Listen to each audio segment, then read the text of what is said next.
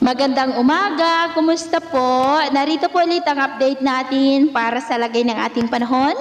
Ngayong umaga po ng January 4, 2024 na kung saan sa ngayon ay patuloy pa rin na malakas ang bugso ng hanging amihan at ito pa ay umiihip pa rin dito sa malaking bahagi ng Luzon hanggang dyan sa may Visayas at ang shear line ay umaabot po dyan sa may Caraga at ang easterlies ay patuloy naman ang pag-ihip sa nalalabing bahagi ng Mindanao. At sa ating long range forecast, consistent pa rin naman na walang bagyo na namamataan na tatawid dito sa ating bansa hanggang sa susunod na 2 linggo. At sa lagay ng ating panahon, ngayong madaling araw ay maayos ang panahon sa malaking bahagi ng ating bansa.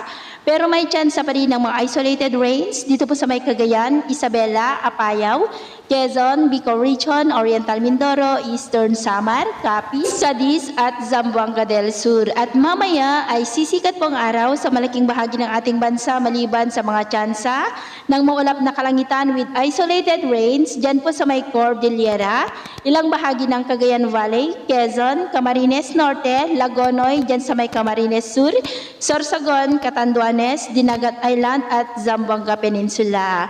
At mamayang hapon, mas maraming lugar na po dito sa ating bansa ang makakaranas ng maulap na kalangitan with isolated rains.